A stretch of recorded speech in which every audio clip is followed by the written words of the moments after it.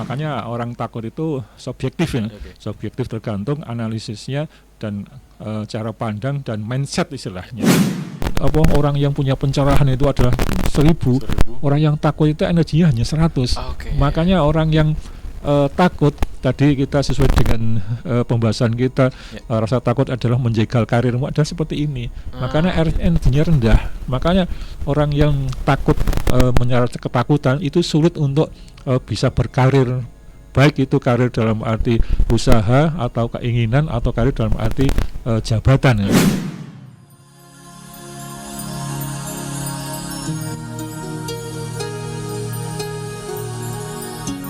Assalamualaikum warahmatullahi wabarakatuh. Waalaikumsalam warahmatullahi wabarakatuh. 88,5 Megadrama FM Top Lagunya Pasti Infonya. Selamat malam untuk pendengar. Jumpa kembali bersama Dani Damara, tentunya dalam Irama Live Talk bersama Inner Motivation Beam. Tepat di hari Rabu di 12 November 2025 yang selama 1 jam ke depan akan menemani pendengar ya. Jadi untuk pendengar yang mau bertanya-tanya, ini bisa melalui WhatsApp kita di 081392696815 atau melalui line teleponnya juga bisa di 0275321446. Nah, sebelum masuk ke tema kita pada malam hari ini, kita sapa terlebih dahulu narasumber yang sudah hadir di studio Irama FM. Selamat malam untuk Pak Fatur Rohman. Selamat malam. Nah, Pak Fatur Rohman, sebelum masuk ke tema kita mungkin bisa disampaikan terlebih dahulu untuk para pendengar kita. Monggo Pak Fat. Ya, terima kasih. Assalamualaikum warahmatullahi wabarakatuh. Assalamualaikum. Oke, para pendengar yang berbahagia, malam ini Purworejo posisinya terutama sejuk Betul Pak. Cuma agak rintik-rintik tadi. Dan mudah-mudahan sejuk di luar juga sejuk di dalam, maksudnya di dalam hati, bukan hanya di dalam studio ini ya. Iya. Dan 1 jam ke depan kurang lebih bagi yang kurang sehat menjadi lebih sehat. Karena ini banyak yang diare dan penyakit flu ini ya. Kemudian yang mungkin kurang bahagia padahal masih tangannya masih muda apalagi tanggal tua, mudah-mudahan bersama 1 jam lebih bahagia dan sejahtera dan bisa menikmati yang dunia ini sangat indah, sayang kalau tidak bisa kita nikmati. Oke, kita coba udah. Oke, siap. Nah, untuk pendengar untuk pada malam hari ini ya, untuk tema kita adalah rasa takut menjegal karir. Nah, seperti biasa ini kita selalu membawa tema yang gimana gitu Pak? Bombastis. Mungkin bisa disampaikan Pak Fat kenapa kita mengangkat tema ini? Monggo Pak Fat. Gini, bahwa manusia itu kan punya rasa takut. Bahkan yang punya rasa takut itu tidak hanya manusia, binatang pun juga rasa takut ya. Takut. Nyatanya ketika, maaf ya, kalau kita binatang mungkin kucing atau anjing, kalau kita bawa batu mau hanya mukul aja dia udah lari. Berarti kan dia takut juga. Dia takut. Kemudian kalau ada tanaman juga ada yang takut, yang namanya putri malu ya. Putri malu mau dicabut, dia takut langsung daunnya itu mengkup. Kemudian yang diperlihatkan ada durinya. Nah, dia dalam rangka untuk pasang kuda-kuda atau jaga diri biar nyabutnya kena duri bukan kena daunnya kan. Dan dia juga berarti rasa takut ya. Rasa takut. Nah, manusia pun juga seperti itu, dia punya rasa takut. Nah, sehingga takut ini kan di antara rasa energi negatif yang banyak, mulai dari marah, kemudian takut, khawatir, rasa malu dan lain-lain. Nah, ini kita membahas satu emosi negatif istilahnya kita, yaitu rasa takut. Oke, nah itu tadi untuk kata pengantar dari Pak Fat. Nah, untuk takut bawaan ini Pak Fat, mungkin bisa dijelaskan apa itu yang dimaksud dengan takut bawaan sendiri. Monggo Pak Fat. Ya. Takut bawaan maksudnya tidak membawa takut. Saya kemana-mana bawa takut dibawa tas. Pada dasarnya gini Mas, bahwa yang namanya takut itu adalah ada 2 hal. Ada 2 hal. Yang pertama adalah takut karena jatuh atau takut ketinggian. Yang kedua adalah takut karena suara keras. Suara keras. Yang pertama adalah rasa takut kalau jatuh. Orang ini kan semuanya pada dasarnya begitu jalan kok licin, dia langsung jaga istilahnya jaga-jaga jangan sampai jatuh kan gitu. Kemudian ini atau takut, rasa takut itu yang ketika itu, lah itu adalah ada dua hal, yaitu sekali lagi takut karena jatuh, yang kedua takut karena suara keras. Nah, takut jatuh itu yang ya orang naik sepeda kemudian khawatir takut jatuh, ya hati-hati kan gitu. Tinggal misalnya kalau naik sepeda motor 40 atau 60 ya 20 kan. Tapi mosok mau motor udah 20. Kapan sampainya kan gitu. Ya, kemudian yang kedua, orang itu dasarnya manusia adalah seperti itu. Tadi ketika ada misalnya pas hujan itu apa namanya? Bledek ya, kan berjawa, dia langsung takut. Kadang-kadang lucu, kita kan nggak sadar yang namanya itu kan muatan listrik ya. Misalnya kita kan kalau seperti itu kan menjauhi hal-hal yang sifatnya bisa mengalir listrik, tapi kadang takutnya langsung tutupan kuping.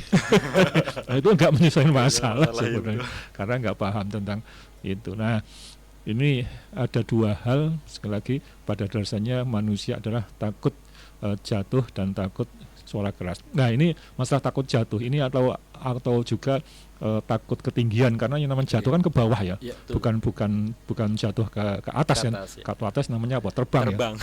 Terbang. Nah, ini memang beda-beda kadarnya. Mungkin orang kalau naik pohon misalnya 5 meter itu biasa. Dia takut baru setelah naik misalnya 10 meter gitu misalnya. Nah, kemudian misalnya dia di lantai hotel misalnya, lantai 12 dan kemudian nengok jendela ke bawah, mungkin ada yang biasa takut, tapi ada yang tidak. Itu kan tergantung. Tapi pada dasarnya orang tetap jatuh. Kalau dia jatuh kan khawatir, tetap takut kalau jatuh. Namun bagi remaja ada satu hal yang tidak takutkan, jatuh cinta. Oke, itu malah dicari ya. Dicari. Oke, nah dan selanjutnya nih Pak Fat, untuk takut karena proses tumbuh kembang berpikir muncul rasa khawatir atau antisipasinya gimana? Inilah yang akan kita bahas. Yang ada yang kedua, takut karena ini proses dari berpikir. Sering saya menyampaikan tentang cara kerja pikiran, yaitu bahwa yang pertama adalah sensor yang diambil dari panca indera, dari penglihatan, kemudian pendengaran, perasaan dan lain-lain, ada 5 itu. Kemudian itu masuk dilaporkan ke pikiran, kemudian pikiran itu menganalisis, wah ini kalau suara kalau rasa misalnya diraba ya, diraba ini kok tajam, wah ini menakutkan, ini kalau nubles perut gimana? Wah, itu kan kemudian lapor ke pikiran, akhirnya pikiran menjadi perasaan, dan perasaan itu kemudian munculkan namanya takut. Namun ada juga yang namanya tadi diraba, kemudian ada hal yang runcing atau tajam, kemudian dianalisis di pikiran, kemudian perasaan nggak takut, justru malah wah ya ini bagus, ini untuk rajang-rajang atau iris-iris atau motong-motong, itu kan bagus. Nah, ini tergantung. Berarti makanya orang takut itu subjektif ya, subjektif, tergantung analisisnya dan cara pandang dan mindset, istilahnya mindsetnya itu. Nah, sehingga ini suatu hal yang terjadi tergantung pada seorang, tergantung dia mindsetnya bagaimana, untuk apakah dia harus takut, apakah harus biasa-biasa atau juga malah membahagiakan. Itu kan tergantung istilahnya mindsetnya itu. Jadi tergantung mindsetnya gitu Pak ya, mindsetnya. Dan apa nih Pak akibat dari rasa takut karena proses dari pikiran itu sendiri Pak? Nah, ini karena ketika seseorang ini takut karena proses tadi, ini bisa akhirnya gini, wah tadi itu saya misalnya seorang ujian gitu ujian, kemudian setelah selesai mengerjakan soal-soal, ketika mengerjakan ya sudah biasa, masa diingat-ingat loh, tadi kok saya kacau loh pikiran, ada misalnya 100 soal kok yang 20 kok ketika itu merasa benar ya, tapi setelah dicek masa diingat-ingat pelajaran yang di mata kuliah misal, loh kok beda saya tadi ya. Nah ini akhirnya kan kacau. Tadinya nggak apa-apa sebelumnya, tapi akhirnya kemudian takut nggak lulus kan misalnya, nggak lulus. Nah akhirnya berarti pikirannya kacau. Kemudian termasuk ini juga yang takut karena proses ini adalah berakibat orang menjadi gelisah. Gelisah itu ya mungkin tandanya adalah sulit untuk tidur ya biasanya. Kenapa tidur? Gelisah. Gelisahnya apa? Mikirkan ada ketakutan. Nah ketakutan gelisah ini kan akhirnya kan, wah saya merasa bersalah dengan dia. Jangan-jangan besok saya ketika ketemu saya diantam misalnya. Wah mikir gimana ya. Kemudian misalnya dia ketika ketemu dan masalah-masalah, lah ini khawatir akhirnya gelisah kan, nggak bisa tidur ya. Jadi yang dipikirkan itu bagaimana nggak ketemu kan. Kalau kita ketemu nggak gelisah kan, nyaman bahagia gitu. Nah iya. Nah kemudian ini cemas, kemudian khawatir, ini hampir mirip sebetulnya ya. Kecemasan itu yang mestinya jangan-jangan terjadi gitu.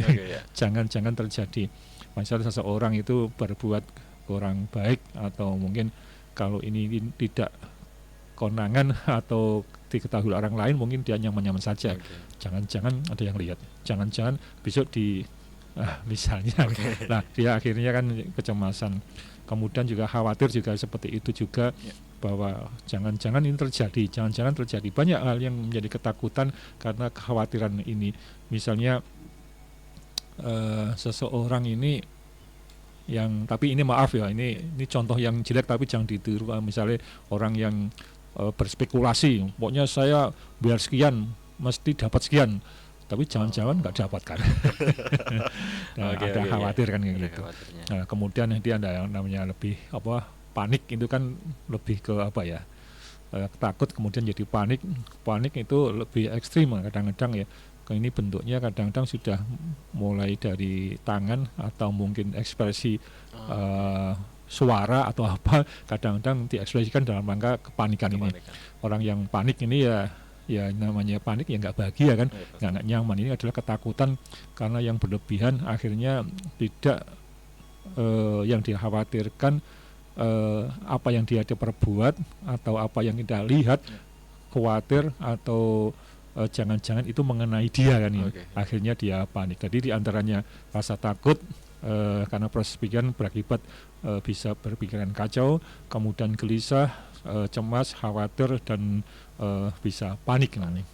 Terima kasih Opat. Dan untuk para pendengar yang mau bertanya-tanya kita dengan tema kita pada malam hari ini, rasa takut menjegal karirmu, ini bisa melalui WhatsApp atau SMS-nya di 081392696815 gitu ya. Dan Pak Afat nih, mungkin bisa dibedakan terkait dengan perhatian terhadap rasa takut ini apa saja sih Pak Afat? Nah gini. Gimana Pak? Takut itu semacam perasaan anak-anak kecil yang baperan. Jadi dalam diri ini ada perasaan takut, ini adalah sesuatu hal yang seperti baper, termasuk bahagia juga. Jadi kalau rasa takut kemudian diperhatikan, dia akan merasa takutnya itu akan berkembang biak, bahkan akan menjadikan lebih banyak korban dalam tubuh kita. Makanya kalau sedang takut ya jangan kemudian ya pantas takut ya, wong itu ada orang yang mengancam kita, ya wajar ya takut. Kemudian jangan-jangan nanti yang ngancam, kemudian teman-temannya juga ikut, jangan-jangan gengnya ikut. Jadi kan akan akhirnya kan dikembangkan diri sendiri, takutnya menjadi lebih besar. Jadi kemana-mana gitu Pak. Padahal mestinya ya enggak kan.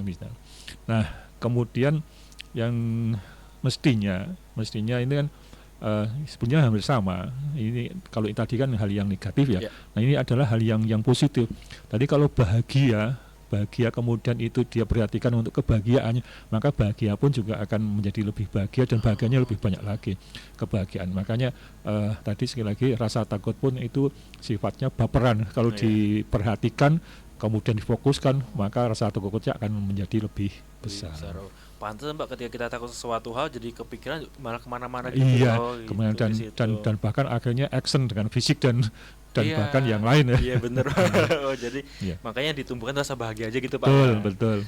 Nah Pak, saya penasaran nih terkait dengan akibat takut yang berlebihan ini, bisa nggak sih Pak mengenai ke fisik gitu Pak? Iya. Ini takut ini kan gini. Oke. Dulu sudah kita sampaikan bahwa penyakit fisik atau psikosomatik akan menjelma menjadi penyakit fisik. Ya. Nah, ini orang yang takutnya banget ini yang pertama bisa terjadi berakibat nafasnya dangkal dan cepat. Oke. Misalnya gini, seseorang ketika di hutan, Oke. nah, kemudian ada harimau, Iya. kemudian dia takutnya kan, ya ini maksudnya umumnya kan wajar ya, Iya. takut. Nah, kemudian ketika takutan ikut lihat harimau yang besar, kemudian giginya yang begitu tajam itu gitu, takut, Pak, ya. wah kita kan dia langsung nafasnya dangkal dan cepat, gitu. Kemudian oke. bagaimana kan gini. Nah, ini kemudian tandanya yang takut beneran banget ini adalah detak jantungnya lebih cepat. Lebih cepat, oke. Cepat, duk. Karena ada rasa takut dan akhirnya detak jantungnya akan cepat. Nah, kemudian kalau takutnya ini ketakutan yang karena pikiran, yang karena proses tadi, itu bisa saja akhirnya takut itu nggak selesai. Ya. Karena ketakutan ini akan menyerang atau berakibat sampai kapan, mungkin gitu ya. seumur hidup misalnya, seumur hidup. Atau mungkin misalnya ada seseorang diancam oleh orang lain, kemudian selama orang lain yang mengancam itu belum mati, berarti kan dia kan masih takut terus kan. Takut. Nah, selama takut dia akan tensinya akan naik, selama takut akan naik. Nah, ketika tensi naik, ya akhirnya kan menjadi hipertensi ya. Hipertensi. Nah, ketika hipertensi nanti akan banyak penyakit yang menjelma di situ, mulai ginjal, kemudian komplikasi dan lain-lain. Itu akan muncul. Ini muncul dari energi atau perasaan rasa takut. Nah, kemudian ini biasanya orang yang takut ini juga akan di daerah pundak atau dada ya. Kemudian perut itu akan menjadi tegang ya. Menjadi tegang dan kaku.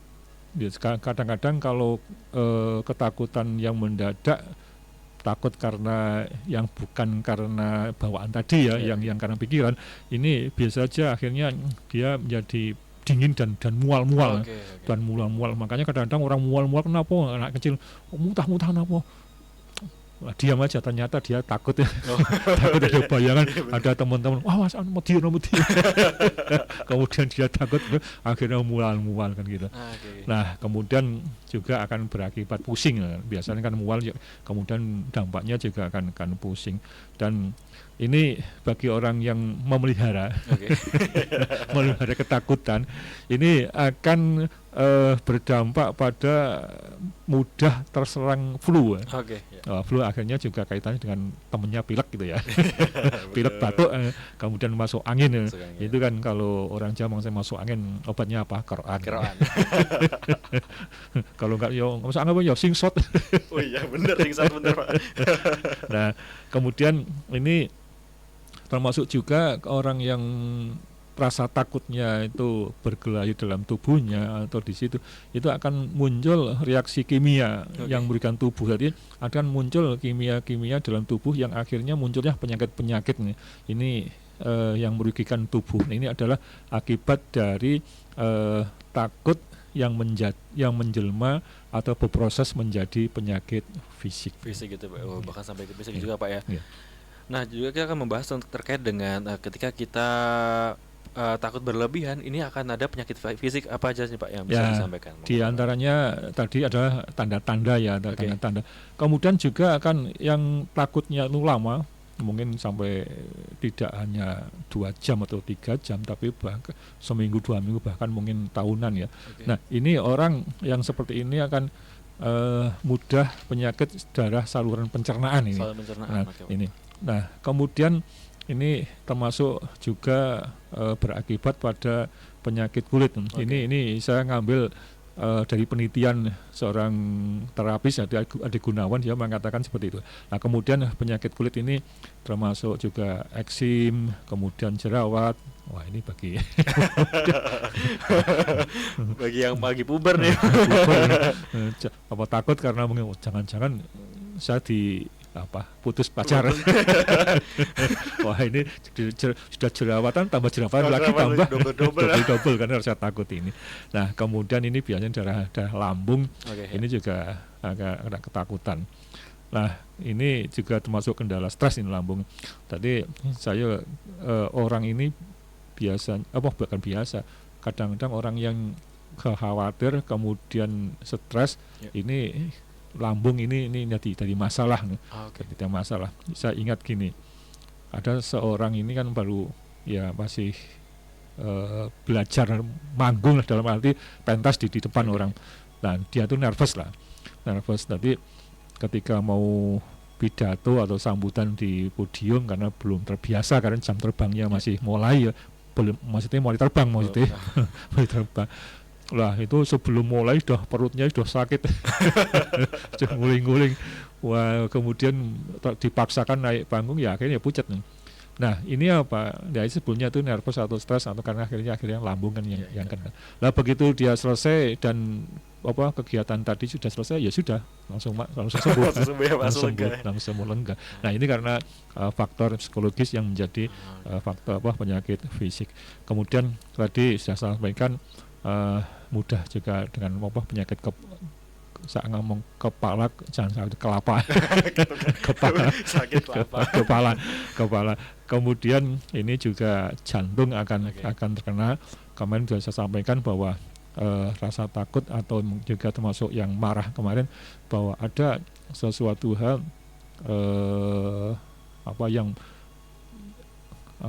yang masuk ke darah, akhirnya darahnya itu menumpuk ke jantung, akhirnya jantungnya itu tidak bisa bergerak semaksimal mungkin, akhirnya kenalah yang namanya penyakit jantung. Itu ada lemak akhirnya masuk lewat darah dan darahnya itu menumpuk nanti di sana, itulah akhirnya menjadi sakit jantung. Jadi akibat takut juga bisa memungkinkan untuk menjadi penyakit jantung atau jantung koroner. Jantung koroner, Pak. Berarti kalau kita rasa takut yang berlebih itu bisa kayak asam lambung naik gitu juga bisa, Pak ya? Bisa ya, terjadi karena yang diserang adalah lambung. Makanya sebetulnya gini, rasa takut, rasa khawatir itu banyak yang akhirnya bermuara kena penyakit di situ ya, Pak, itu termasuk rasa khawatir. Makanya tapi kemudian kita yang ngomong yang enak dengan orang lain, kalau asam lambung naik, kamu takut ya. Kamu khawatir ya. Lagi banyak pikiran ya. Langsung samplok. langsung gitu. Nah, ini ya mungkin kita bahasanya make a to you kan, udah diikhlasan aja, santai saja lah, misalnya kan gitu. Tadi hampir dipastikan orang-orang yang sakit asmanya itu adalah penyakit psikis yang akhirnya muncul di situ. Makanya harus dinetralkan. Ya mungkin dia akan ditanya itu, saya nggak mikir, tapi kan akan ke sana mungkin mikirnya hal itu justru sudah 5 bulan yang lalu misalnya, karena rasanya mual, asam lambung itu sudah lama kan gitu, akan kambuh-kambuh. Tapi kalau permasalahannya itu pikiran itu tidak diselesaikan, akan kambuh-kambuh terus. Akhirnya orang ini akan mudah kena penyakit, mungkin dengan obat atau mungkin untuk hanya menyelesaikan rasa sakitnya atau lambungnya, tapi sumbernya masih tetap ada terus. Jadi masih tetap kumat-kumat terus ya, Pak? Iya, mungkin bahasanya kumat lah. Oke, nah untuk tadi dari fisik ya Pak Afat, untuk efek sosial dari penyakit rasa takut sendiri ini apa sih Pak Afat? Nah, kemudian ini ada kita berbicara tentang efek sosial dari penyakit rasa takut nih. Tadi orang yang rasa takut itu kan melihat orang yang bahagia dengan orang yang takut kan orang yang takut kan face-nya kan nggak nyaman dilihat. Pasti kelihatan. Nggak kelihatan. Nggak nyaman. Nggak nyaman. Nah ketika nggak nyaman kita komunikasinya nggak nyaman. Nggak nyaman. Biasa kita guyon-guyon bisa berbahagia, bisa hihi. Kemudian karena dia rasanya kok mukanya kelihatan takut dan ketat ya, misalnya kan ketat. Kita ya nggak nyaman ya kalau mau dengan berbicara yang terbuka gitu nggak nyaman, jangan-jangan malah dia tersinggung kan. Nah ini akhirnya menjadi permasalahan hubungan sosial untuk komunikasi. Kemudian orang lain yang tadinya respect atau nyaman dengan dia ketika ketemu dengan orang yang takut tadi, kan yo akhirnya dengan sendirinya akan menjauh kan, akan menjauh. Orang mengatakan frekuensinya akan berbeda kan, bukan nyambung, nggak nyambung. Nah frekuensinya bahagia, kok frekuensinya ketakutan dipaksakan nggak nyambung, akhirnya kan nolak. Nah itu akhirnya lah yang terjadi, sehingga ini efek sosial dari penyakit rasa takut akan bermasalah. Jadi komunikasi, kemudian orang lain kurang respect, namanya aja komunikasi. Padahal kunci masalah adalah komunikasi. Apapun masalah kalau ketika dikomunikasikan akan ada jalan keluarnya. Apakah jalan keluarnya dengan solusi kompensasi, apa solusinya pembalasan dengan ladinya mukul dengan pukul misalnya. Itu kan lewat komunikasi kan. Juga. Komunikasi. Jadi kalau kemudian dia rasa takut kemudian tidak bisa komunikasi dengan nyaman kan, akhirnya kan juga masalah kan tidak terselesaikan, tidak selesaikan. Nah sehingga orang yang sedang takut itu masalah-masalah akan semakin menumpuk malah karena sulit untuk bisa diselesaikan atau karena tidak ada atau kurang komunikasi. Gitu. Oke. Nah, sekali lagi saya ingatkan untuk para pendengar yang mau menyatu bersama ini bisa lewat WhatsApp atau SMS kita di 081392696815 masih dengan tema kita yakni rasa takut menjegal karirmu. Dan Pak Fat, ini untuk proses menghilangkan rasa takut ini bisa berupa apa aja sih Pak Fat? Monggo Pak Fat. Jadi kadang-kadang orang itu sedang proses untuk hilang rasa takutnya, itu kadang orang gemetar. Gitu. Berarti ketika dia malam-malam kemudian misalnya di hutan, kemudian dia jalan krosak nih misalnya. Nah, kemudian gemetar, langsung ada suara was. Gemetar. Dia semakin gemetar. Gemetar ini adalah bisa saja karena sedang proses untuk memproses menghilangkan rasa takut tadi itu. Wah, gemetar begitu gemetarnya sudah selesai, ya takutnya sudah selesai. Jadi gemetar itu bukan akibat, tapi itu tanda bahwa itu sedang berproses untuk menghilangkan rasa takut. Nah, rasa takut juga ini bisa dihilangkan atau prosesnya ada seseorang itu ada dua hal. Yang pertama adalah nangis. Kan ada yang takut nangis sampai nangis. Kemudian setelah tangisnya selesai karena takutnya hilang tapi biasanya kan begitu nangis kemudian takutnya hilang, akhirnya nangisnya kan selesai gitu. Nah kemudian juga yang kedua ini sebaliknya, tadi nangis sebaliknya kan tertawa gua ya. Takut, kemudian pikir-pikir aku takut lucu akhirnya. Masa seperti itu takut ya?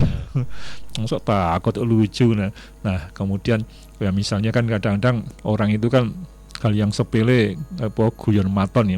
Misalnya seseorang ini laki-laki, terutama laki-laki kan sebagai simbol keberanian ya, sebagai keberanian. Kemudian dia mau melakukan apa, misalnya seorang laki-laki sebagai seorang yang tangguh lah, kemudian dia gitu aja rawani sunat aja wani kok.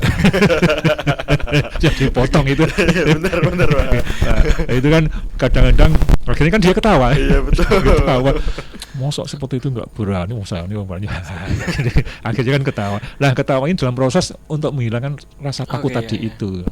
Takut itu. Jadi di antaranya ada beberapa proses sebetulnya yang berproses dari untuk menghilangkan atau proses hilangnya rasa takut dengan itu adalah gemetar dan ada sensasi dalam tubuh, kadang-kadang keringat dingin keluar, kemudian itu kan tadi pas takut langsung keringat dingin keluar, begitu dan keluar selesai ya sudah takutnya kan hilang kan, kan kadang-kadang juga seperti itu gitu.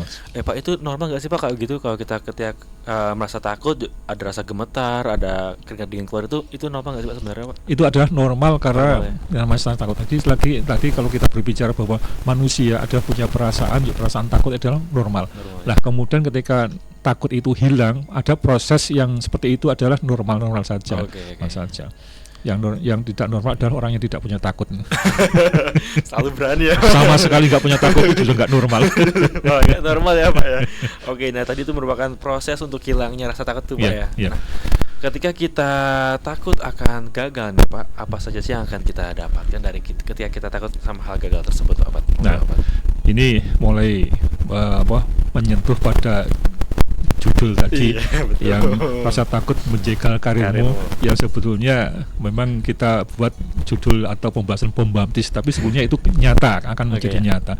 Nah ini yang kita lakukan takut yang pertama adalah orang yang takut gagal. Berarti orang yang maksudnya gini kan, tadi kan takut dengan permasalahan atau ancaman itu yang lebih banyak. Kalau ini adalah orang yang berkeinginan sukses.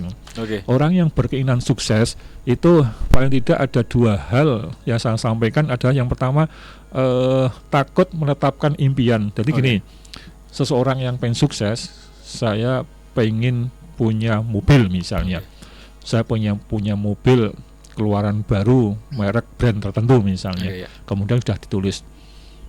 Tapi untuk meyakinkan bahwa seseorang tadi itu bisa mampu beli mobil, boro-boro mobil, sepeda motor aja nggak punya kan, belum punya misalnya. Nah akhirnya dia ada takut gagal, takut gagal untuk bisa ke situ. Nah akhirnya namanya aja takut, ya akhirnya nggak kesampaian kan gitu. Nah kemudian contoh lain misalnya tidak menetapkan impian atau keinginan yang pasti. Seseorang misalnya bisnis omsetnya baru 100 juta misalnya, kemudian dia menetapkan bahwa nanti pada saatnya dalam jangka sekian tahun atau itu omset kami omsetnya dia harus 100 miliar misalnya. Namun dia dalam menetapkan impian ini kan dia nggak nyaman, dia takut. Apa iya. Maka ketika dia sendiri nggak yakin, maka dia tidak akan bisa apa yang dia inginkan gitu. Kemudian misalnya berkarir tadi itu, saya pengen kalau di perusahaan, karena perusahaan itu lebih fair ya. Saya misalnya seseorang ini dalam jangka kerja 20 tahun saya harus menjadi wakil direktur misalnya, direktur. Nah sementara dia pada saat itu dia sebagai karyawan tetap yang baru tetap gitu. Nah dia dengan modal mestinya sudah berpotensi, kemudian secara akademis punya jasa, kemudian secara fisik dia mampu, secara pikiran dia anggapnya mampu. Namun ketika dia mentargetkan 20 tahun saya harus jadi wakil direktur misalnya. Kalau yang direktur karena yang punya kan. Yang bisa. Jadi nggak bisa. Nah akhirnya kan cukup adalah wakil direktur misalnya.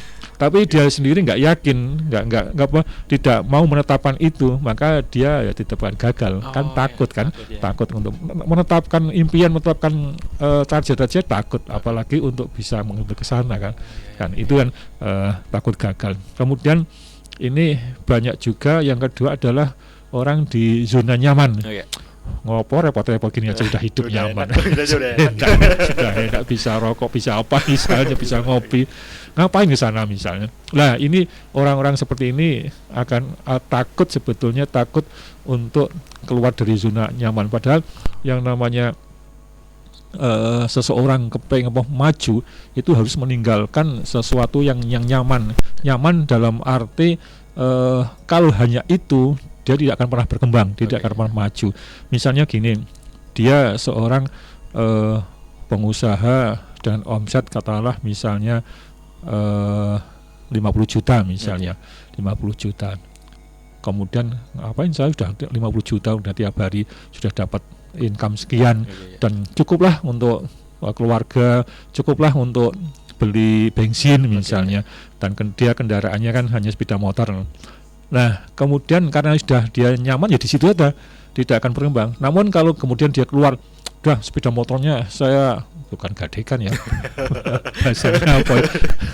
Ya untuk apalah, untuk cari uang modal misalnya.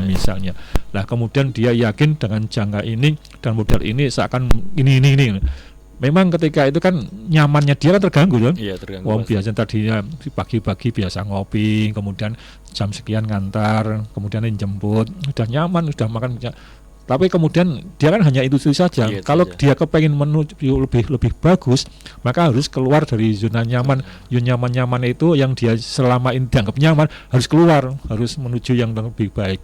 Maka orang yang takut sukses yang lebih besar karena tidak mau keluar dari zona nyaman. Itu. Jadi takut kan ini. Ya, Dan kalau misalkan mental block ini apakah termasuk dari takut untuk mencapai sesuatu itu, Pak? Nah, ini yang sebetulnya pembahasannya dalam sekali, namun kita akan bahas secara global selama aja. Jadi gini, yang namanya pikiran itu kan ada dua, pikiran sadar dan pikiran bawah sadar. Lah, pikiran sadar ini ya seperti ini, saya ngomong ketemu dengan siapa ngomong sebenarnya ada sadar. Namun ada pikiran bawah sadar yang sekitar 80% malah itu di bawah pikiran bawah sadar. Nah, pikiran bawah sadar inilah yang sering membuat seseorang itu menjadi tidak sukses. Karena gini, mental block itu contohnya gini, seseorang bekerja biasa jam katakanlah jam 8 sampai jam 4 sore kan, sore. Nah, kemudian seseorang tadi kepengen meningkatkan pendapatan kan, misalnya, wah, sadarnya mengatakan gini, wah, saya kalau hanya ini saya ya tidak bisa beli ini, tidak bisa beli ini misalnya, tidak bisa mobil dan apa. Namun kalau saya juga kemarin lembur atau mungkin usaha sampingan lain, sampingan po depan ya. Samping tapi di depan. Nah, kemudian misalnya malam itu usaha apa misalnya, tapi yang jelas yang positif ya. Jangan-jangan kerja malam kemudian alat kerjanya parang. Enggak.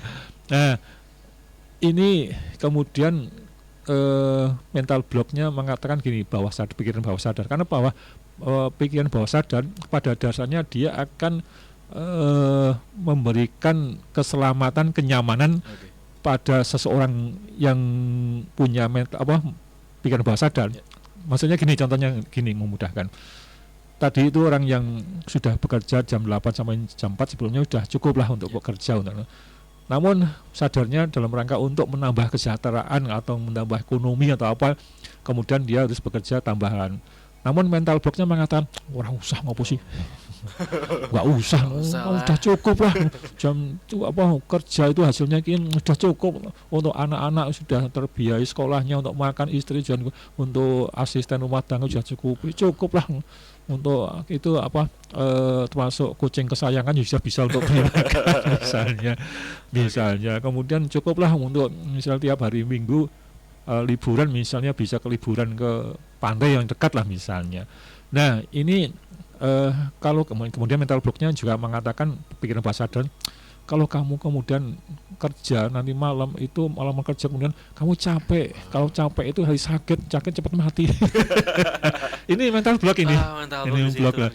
Nah, ini mental block memang yang sangat bahaya sekali kalau turutin. Nah, kemudian misalnya gini, ada seseorang itu kan kerja jam 7, kemudian dia tidur kemudian pagi misalnya seorang muslim katakanlah misalnya kan sekarang subuh katakanlah jam 4 ya, jam 4 sedikit.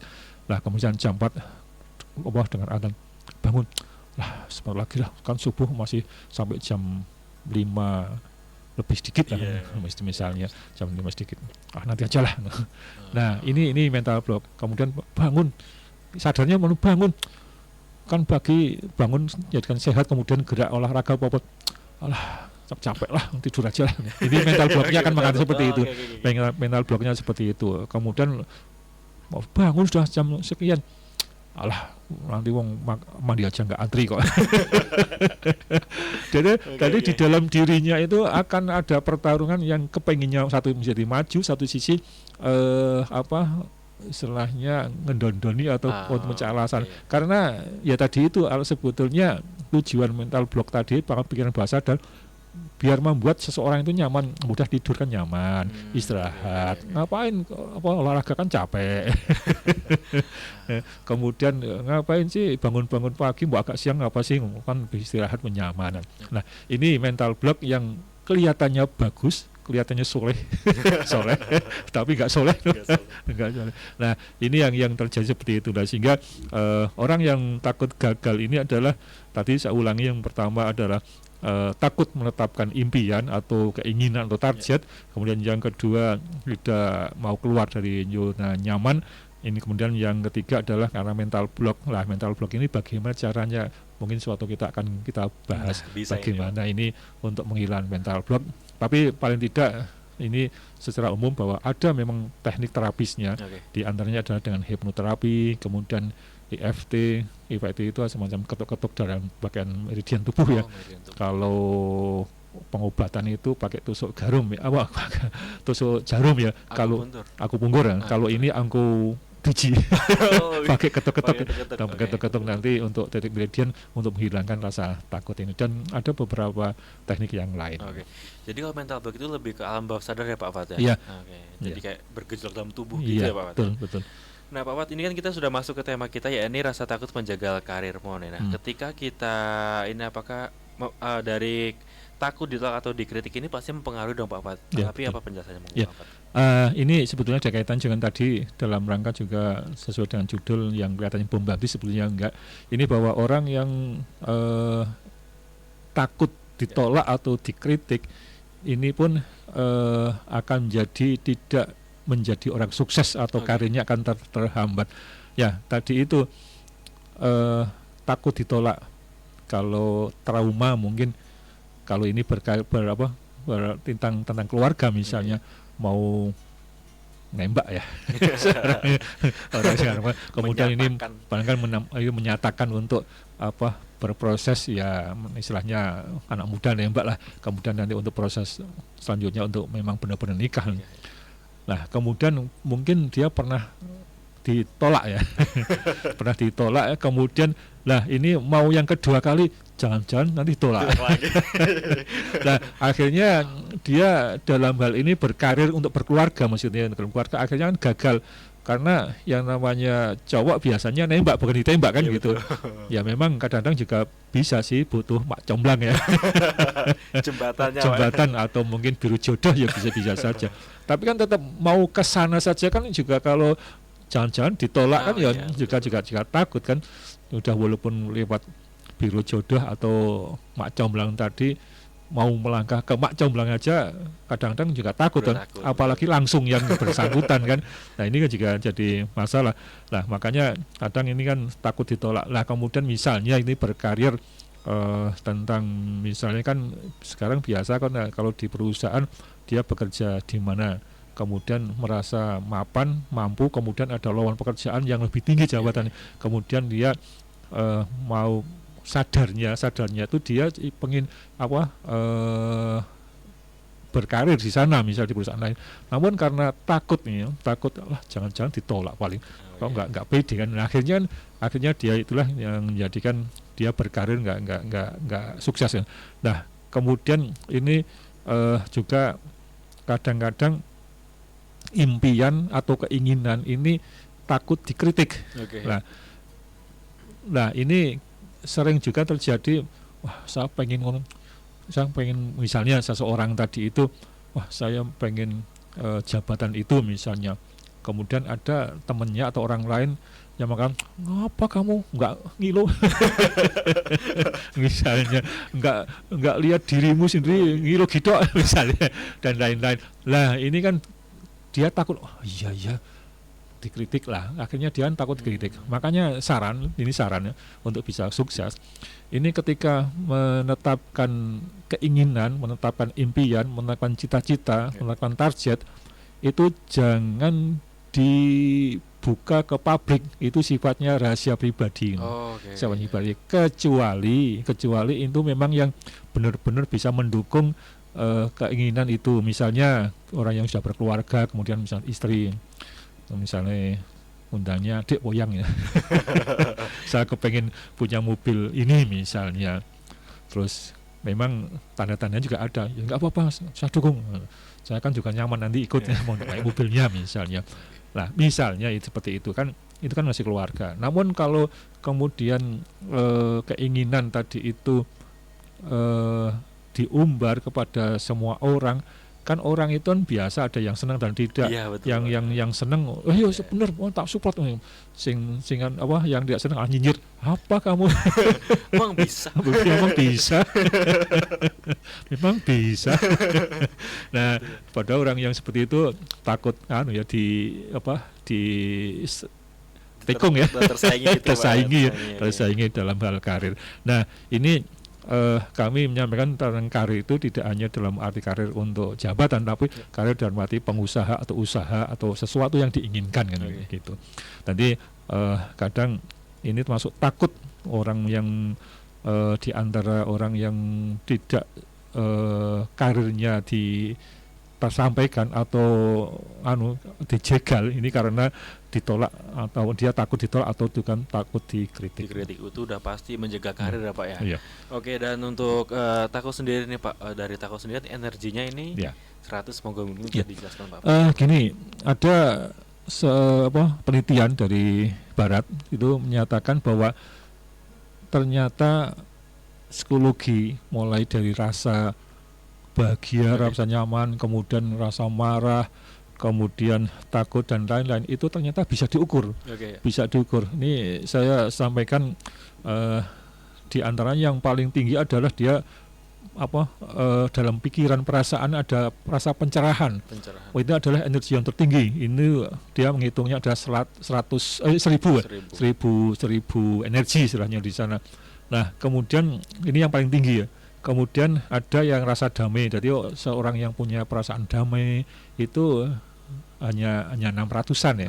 600-an. Kemudian ada yang perasaan kemauan, jadi ada kemauan, keinginan, itu energinya agak ke bawah, itu 310. Kemudian ada yang emosi berani, itu hanya energinya hanya 200. Namun sekali lagi kalau pencerahan itu adalah pencerahan itu ada 1000, jadi energinya yang luar biasa. Makanya orang yang seperti itu, energi ini kan digunakan untuk kepentingan seseorang. Apakah itu untuk kesehatan, apakah itu untuk cita-cita atau keinginan atau aktivitas, itu akan lebih kuat. Namun orang yang tadi itu energinya rendah, maka dia akan lebih cepat capek. Nah, ini termasuk yang standar, ini adalah berani, itu ada hanya 200. Orang yang hanya mengandalkan keberanian itu hanya 200 energinya. Nah, kemudian orang yang marah itu lebih rendah lagi, karena ini adalah energi negatifnya banyak, sehingga dia hanya muncul 125. Karena namanya orang marah pun tetap punya kekuatan melampiaskan. Tapi tetap rendah hanya 2. Nah, kemudian ini yang pembahasan kita adalah rasa takut. Rasa takut ternyata hanya 100. Tadi yang mestinya orang yang punya pencerahan itu adalah 1000. Orang yang takut itu energinya hanya 100. Makanya orang yang takut, tadi kita sesuai dengan pembahasan kita, rasa takut adalah menjegal karirmu, adalah seperti ini. Makanya energinya rendah. Makanya orang yang takut, menyerap ketakutan, itu sulit untuk bisa berkarir, baik itu karir dalam arti usaha atau keinginan, atau karir dalam arti jabatan. Akan sulit, karena tadi itu ketakutan yang energinya hanya untuk mencapai ke sana hanya bermodalkan 100. Nah, ini yang paling parah adalah rasa malu. Rasa malu itu sudah bahaya yang sangat ini, karena energinya hanya 20, mestinya 1000 hanya 20. Mungkin suatu ketika kita akan bahas ini energi yang paling rendah, yaitu adalah orang yang rasa malu. Sekali lagi, ini dari sisi energi, kenapa orang takut ini akan terjegal karirnya karena energinya rendah menuju ke sana. Oh gitu, Pak. Oke. Dan Pak, untuk ketika rasa takut ini sudah sangat-sangat menguasai diri kita sendiri nih Pak, apa yang akan terjadi Pak? Jadi manusia itu bisa tumbuh dan berkembang bila rasa takutnya menguasai diri. Maksudnya gini, orang yang tidak bisa berkembang atau rasa takutnya itu menguasai diri, maka dia tidak akan bisa sukses kan gitu. Jadi gini, orang yang takut itu kan rasa takut yang tadi sudah sampaikan panjang lebar, kok masih menguasai dirinya, maka dia sulit untuk bisa berkembang. Karena ya tadi itu kuasai. Makanya mestinya di seseorang itu jangan sampai dikuasai takut, tapi takutnya dikuasai. Nah, takutnya dikuasai, kalau takutnya dikuasai kan bisa dirubah menjadi berani kan gitu. Tapi kalau sudah takutnya itu menguasai diri, maka juga akan mengalami kesulitan kan gitu. Nah, ini banyak hal yang dalam seseorang ini, ketakutan ini menjadi hal yang sangat-sangat prinsipil dalam rangka untuk orang itu bisa bahagia, karena tadi energinya akan sangat rendah. Maka manusia bisa tumbuh dan berkembang bila rasa takutnya itu hilang dari dirinya. Jadi kalau misalkan kita udah nggak ada rasa takut lagi, itu bisa berkembang lebih Pak ya? Iya. Nah Pak Pat, mungkin bisa disampaikan karena kita waktu tinggal terbatas Pak Pat, ada yang ingin disampaikan Pak Pat? Gini, orang yang sukses dengan orang gagal sebetulnya ada masing-masing punya alasan. Orang sukses itu bisa sukses karena dia punya kelebihan satu cara, satu teknik bagaimana untuk bisa sukses. Tapi sisalah cara tekniknya atau teorinya itu yang diaplikasikan itu dia masih sisa. Ini seperti ini kok sudah sukses. Sebelumnya masih ada senjata lagi untuk bisa sukses. Untuk bisa sukses. Nah, ini bagi orang yang gagal, ini adalah karena ada kelebihan satu sebetulnya. Tadi yang mungkin kata kelebihannya apa? Alasan. Alasan untuk tidak maju, alasan untuk tidak sukses. Berarti mosong kan, apa sih capek-capek misalnya kau misalnya mau mengembangkan usaha, kemudian ngapain mikir utang, nanti kan juga dari pikiran itu kan juga anak istri juga mikir dari beban ngapain ya anak-anak sudah seperti ini, ya kan alasan.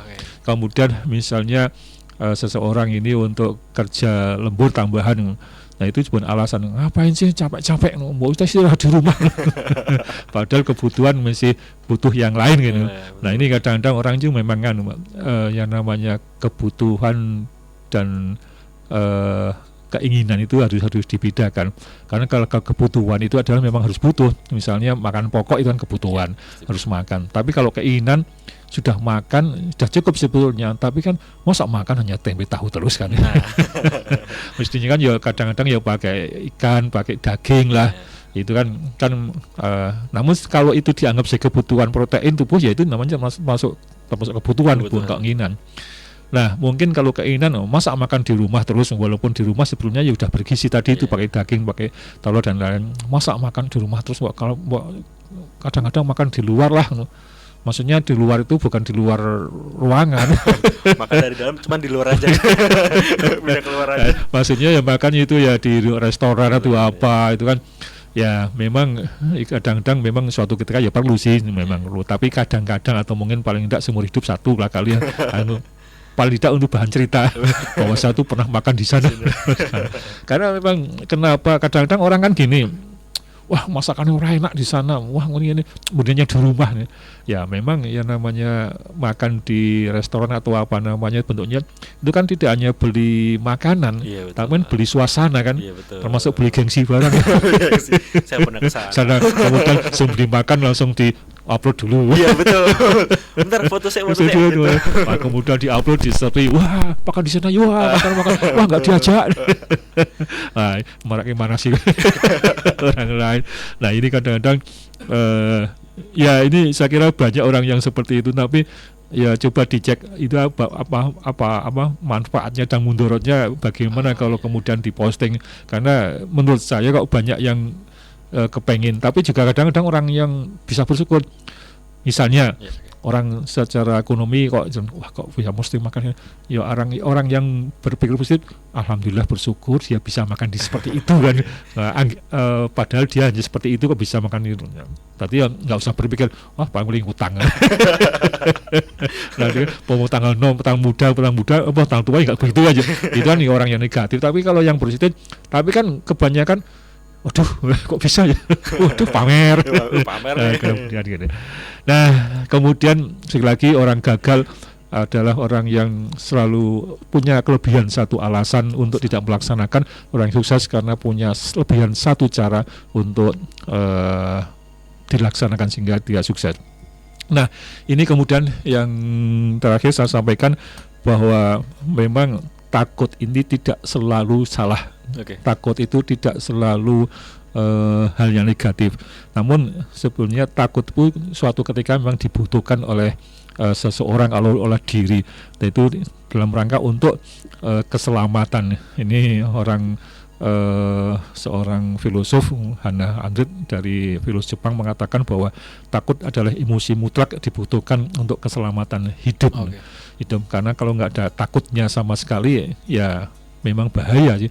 Orang sudah cetok-cetok jalan jembatan yang rusak misalnya, kemudian dia tidak berpegang tangan, ada pegangan misalnya langsung, nah itu kan nggak ada takut, tapi kan akhirnya kan juga itu hal yang logis, yang logis. Tapi memang kalau kita berbicara semuanya dari awal sampai akhir itu adalah kendali di manusia ya. Tapi bisa saja Allah Maha Kuasa, Tuhan yang Maha Esa, Allah SWT biasa saja dengan seperti itu, dengan kekuasaannya. Tapi kan kita ranahnya adalah ranah sebagai makhluk yang berusaha secara manusia.